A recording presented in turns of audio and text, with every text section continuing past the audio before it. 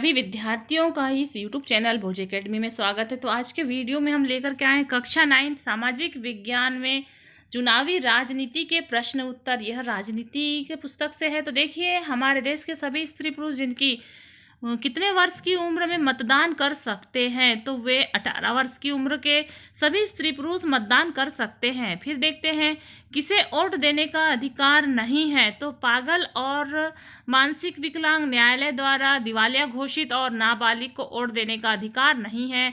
अगला प्रश्न है, भारत में किसके बाद चुनाव प्रक्रिया शुरू मानी जाती है? तो जब चुनावी अधिसूचना जारी हो जाती है उसके बाद में चुनाव प्रक्रिया प्रारंभ हो जाती है। लोकसभा के सबसे अधिक सीट किस राज्य में है? तो लोकसभा की सबसे अधिक सीट है उत्तर प्रदेश में, और जिसमें 80 सीटें हैं। फिर देखते हैं कि केंद्र शासित प्रदेश में लोकसभा की सबसे अधिक सीट कहाँ पर है?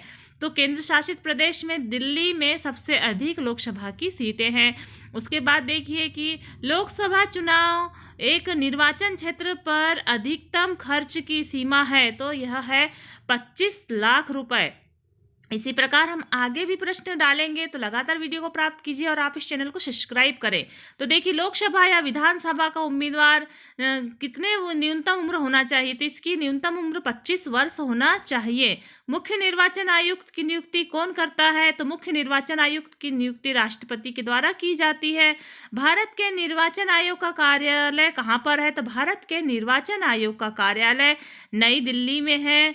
और अगला प्रश्न देखते हैं कि लोकसभा की कितनी सीटें अनुसूचित जाति के लिए आरक्षित रखी गई है?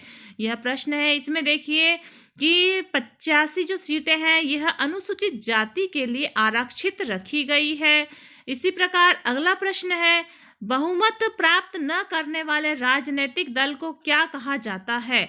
बहुमत प्राप्त न करने वाले राजनीतिक दल को विपक्षी दल कहा जाता है। अगला प्रश्न आता है, निर्वाचन आयुक्त का कार्यकाल कितने वर्ष का होता है? तो निर्वाचन आयुक्त का कार्यकाल 6 वर्ष का होता है। उसी प्रकार अगला प्रश्न देखते हैं, अपने निर्धारित समय को निर्वाचन में क्या कहा जाता है? तो अपने निर्धारित समय पर होने वाला निर्वाचन सामान्य निर्वाचन या आम चुनाव कहलाता है। ये आम चुनाव है जो कि निर्धारित समय पर होता है। उसके बाद आचार संहिता किसे कहा जाता है? चुनाव के समय पार्टियों और उम्मीदवारों द्वारा माने जाने वाले कायदे कानून और दिशा निर्देश को आचार संहिता कहा जाता है। मताधिकार किसे कहा जाता है? नागरिकों का प्रतिनिधि चुनने का अधिकार मताधिकार कहलाता है। अगला प्रश्न आता है कि निर्वाचन से क्या आशय है? तो लोकतांत्रिक राष्ट्र में जनता द्वारा एक निश्चित अवधि के लिए प्रतिनिधि चुनने की प्रक्रिया को निर्वाचन कहा जाता है। फिर अगला प्रश्न आता है, निर्वाचन क्षेत्र से क्या आशय है? निर्वाचन क्षेत्र से आशय एक खास भौगोलिक क्षेत्र में मतदाताओं को एवं प्रतिनिधियों को चुनने का अधिकार, कोई भी एक प्रतिनिधि चुनने का अधिकार। फिर अगला प्रश्न है, लोकतंत्र बचाओ का नारा कब और किसने दिया था? तो यह 1977 में जनता पार्टी के जयप्रकाश नारायण ने दिया था। उसके बाद देखते, सार्वभौमिक वयस्क मताधिकार किसे कहा जाता है? भारत के प्रत्येक वयस्क महिला और पुरुष को बिना किसी भेदभाव के मत देने का अधिकार सार्वभौमिक वयस्क मताधिकार कहलाता है, जो कि 18 वर्ष की उम्र होती है उनकी। लोकसभा चुनाव में अनुसूचित जनजाति के लिए कितनी सीटें रखी गई है? तो अनुसूचित जनजाति के लिए 47 सीटें रखी गई है। फिर हम देखते हैं सही जोड़ियाँ। तो देखिए कि न्याय युद्ध किसके द्वारा? तो चौधरी देवीलाल के द्वारा।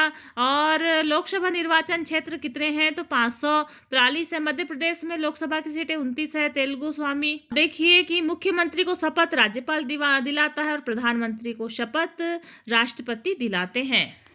इस प्रकार से ये सही जोड़ियाँ हुई और सारे क्वेश्चन हुए। इसी प्रकार से प्रश्न प्राप्त करने के लिए आप इस चैनल को सब्सक्राइब करें, बेल आइकन दबाएं और वीडियो को अधिक से अधिक छात्र छात्राओं तक शेयर करें ताकि सभी का अध्ययन जारी रहे। धन्यवाद।